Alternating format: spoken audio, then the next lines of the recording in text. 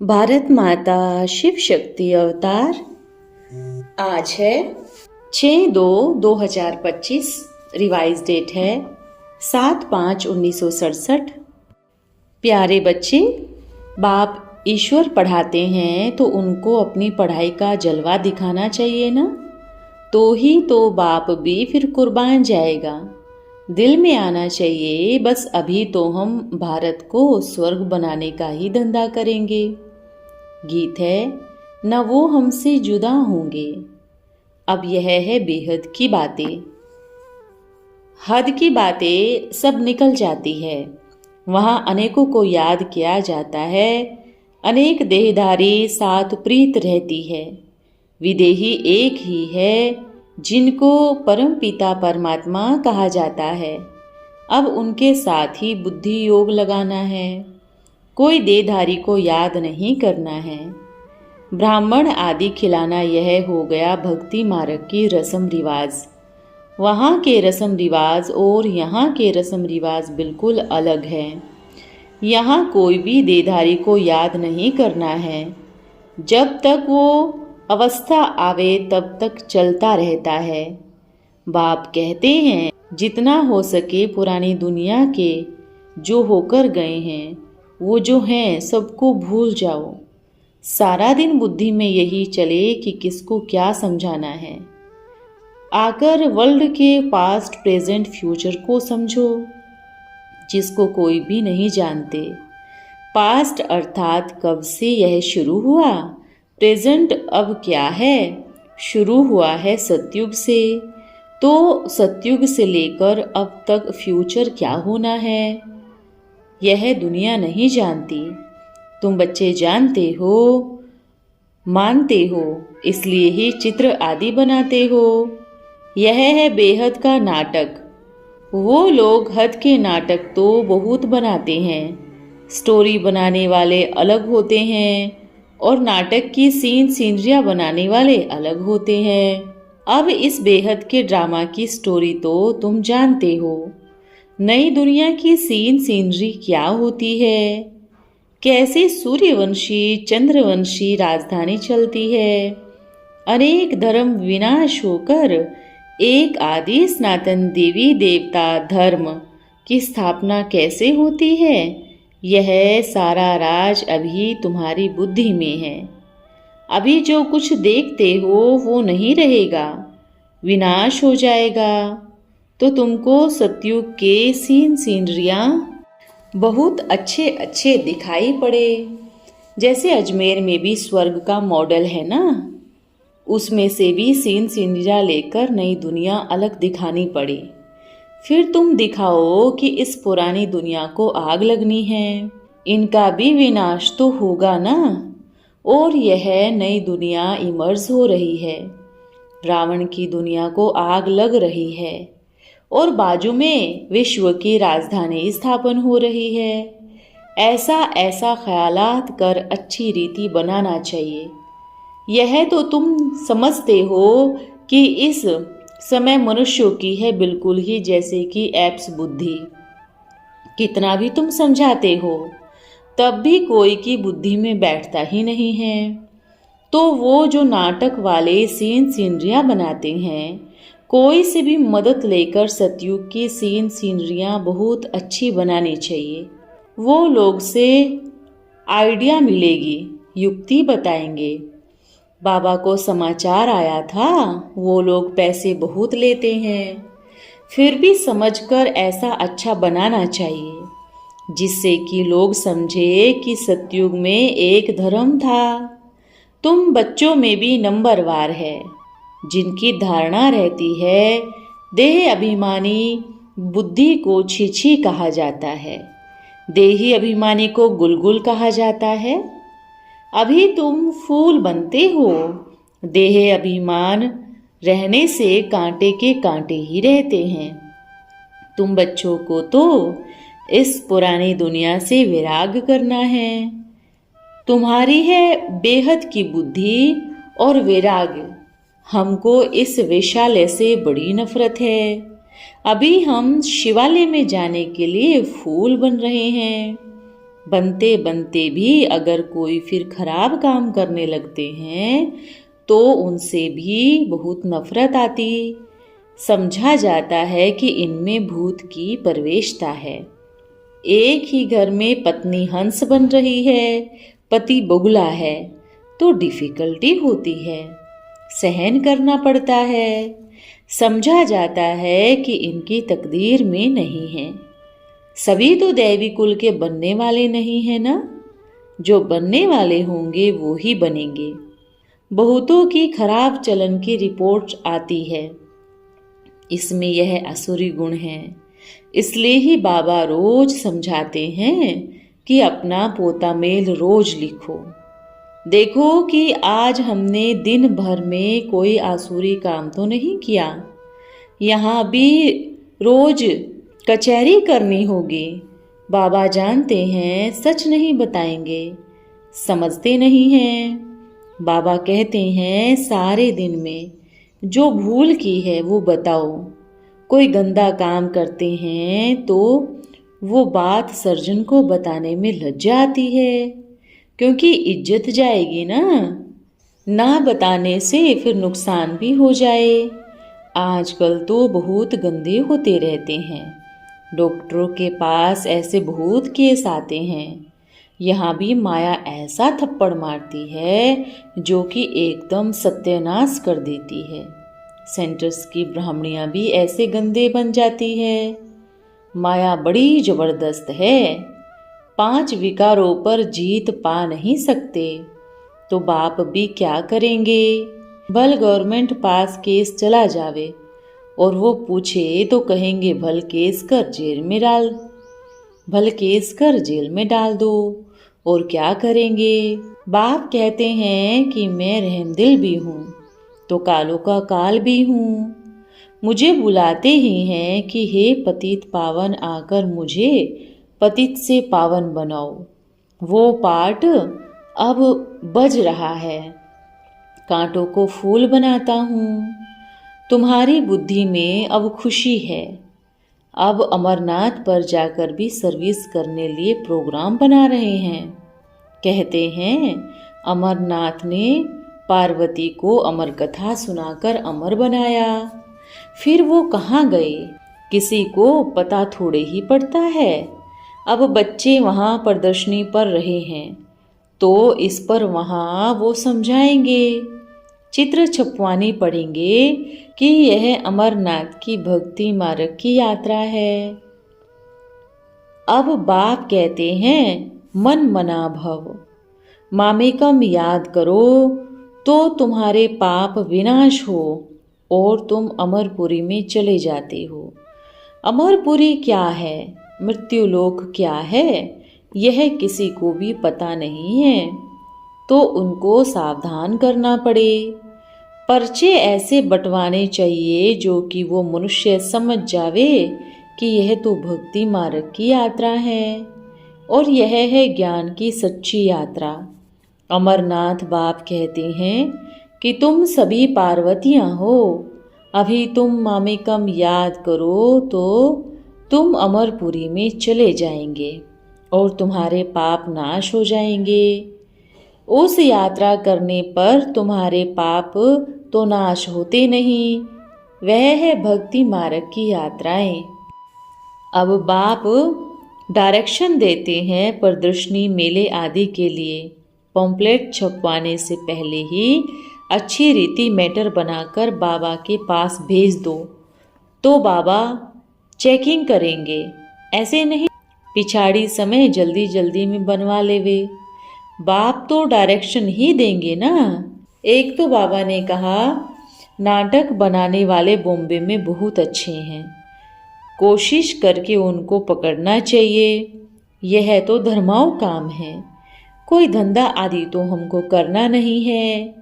बच्चों से यह प्रश्न भी पूछते हैं कि खर्चा आदि कैसे चलता है, परंतु ऐसे कोई समझदार नहीं लिखते हैं कि हम रिस्पॉन्स करते हैं कि हम ब्रह्मा की औलाद ब्राह्मण हैं तो हम ही तो अपने लिए खर्चा करेंगे ना।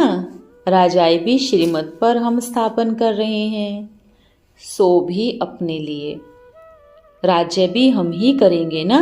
शिव बाबा तो अविनाशी ज्ञान रत्नों का दान देते हैं, जिससे ही हम राजाओं का राजा बनते हैं। बच्चे जो पढ़ेंगे वो ही राज करेंगे ना। समझाना चाहिए कि हम अपना ही खर्चा करते हैं, हम कोई भिक्षा व चंदा आदि नहीं लेते हैं। परंतु बच्चों में किसी को समझाने की भी अक्ल नहीं है, सिर्फ लिख देते हैं कि यह पूछते हैं। इसलिए ही हमने कहा था, जो सारे दिन में सर्विस करते हो, जो कोई पूछते हैं, इस पर यह समझाया तो इस पर भी करेक्शन हो जाएंगे कि ऐसे ऐसे समझाना चाहिए था। क्या समझाया, क्या समझाना है। जो सर्विस होती है उसकी भी पीठ होनी चाहिए। बाकी आते तो ढेर हैं, फिर वो सब प्रजा बनते हैं। ऊंच पद प्राप्त करने वाले बहुत थोड़े हैं। राजाएं थोड़े होते हैं, साहूकार भी थोड़े, बाकी गरीब बहुत होते हैं। यहाँ भी ऐसे है तो नई दुनिया में भी ऐसे ही होता है। राजाएं स्थापन होती है तो उसमें तो नंबरवार चाहिए ना। बाप आकर राजयोग सिखलाकर आदि सनातन देवी देवता धर्म की स्थापना करते हैं।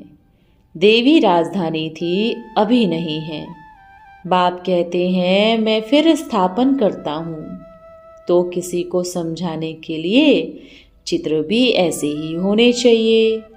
बाबा की मुरली सुनेंगे तो पहले से ही ख्याल करना चाहिए। छपाने से पहले ही बताने से करेक्शन होगी। दिन प्रतिदिन करेक्शन होती ही रहती है। तुम अपनी अवस्था को भी देखते रहो कि कितनी करेक्ट होती जाती है। बाप आकर गंदगी से निकालते हैं। जितना जो बहुतों को निकालने की सर्विस करेंगे वो उतना ऊंच पद पाएंगे। तुम बच्चों को तो एकदम खीर खंड होकर रहना चाहिए। सतयुग में भी यहाँ तुमको बाप ऊंचा बनाते हैं। बाप ईश्वर पढ़ाते हैं तो उनको अपनी पढ़ाई का जलवा दिखाना चाहिए ना। तो ही तो बाप भी फिर कुर्बान जाएंगे। दिल में आना चाहिए बस अभी तो हम भारत को स्वर्ग बनाने का ही धंधा करेंगे। झाड़ लगाना करना तो करते ही रहेंगे। पहले अपनी उन्नति का तो करे। है बहुत सहज, गृहस्थ व्यवहार में रहते हुए राजाई पद पाना है। इसलिए ही रोज अपना पोता मेल निकालो। सारे दिन का फायदा और नुकसान निकालो। पोता मेल नहीं निकालेंगे तो सुधरना मुश्किल है। बाप का कहना मानते नहीं हैं। रोज देखना चाहिए कि किसको हमने दुख तो नहीं दिया। पद बहुत ऊंचा है, अथाह कमाई है। गफलत करेंगे तो फिर रोना पड़ेगा।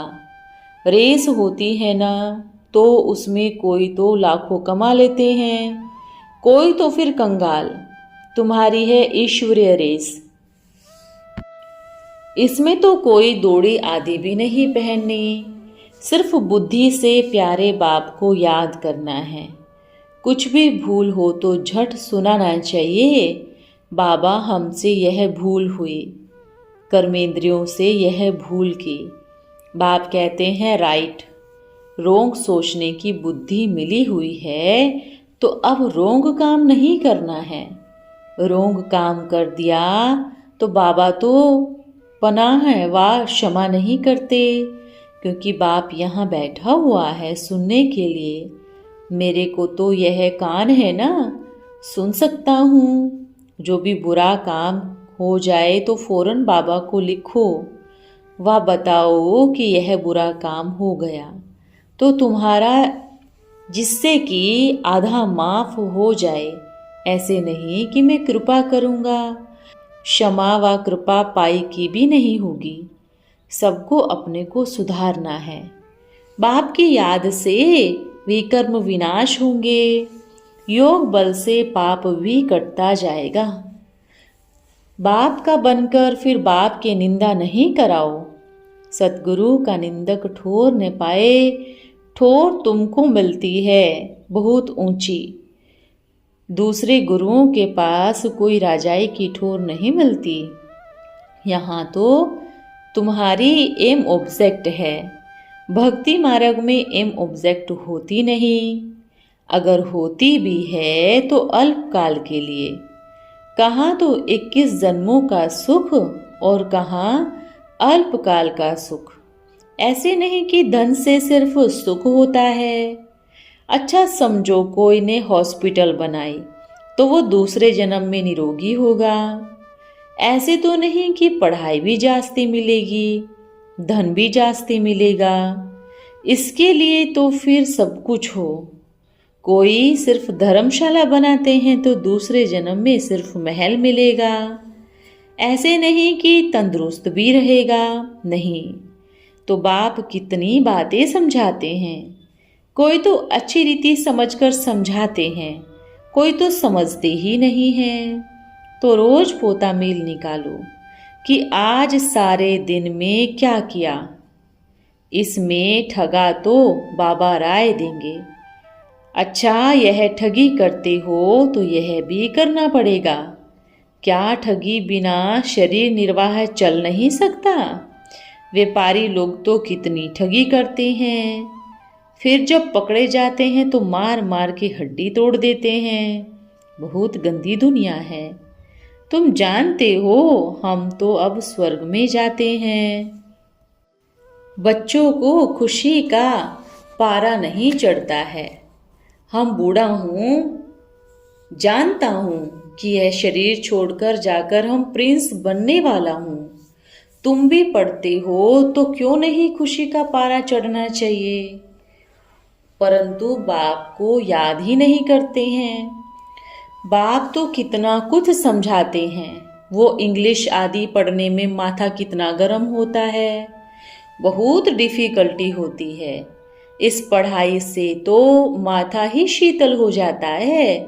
तुम सिर्फ बाप को याद ही करते रहो तो एकदम शीतल अंग हो जाएंगे।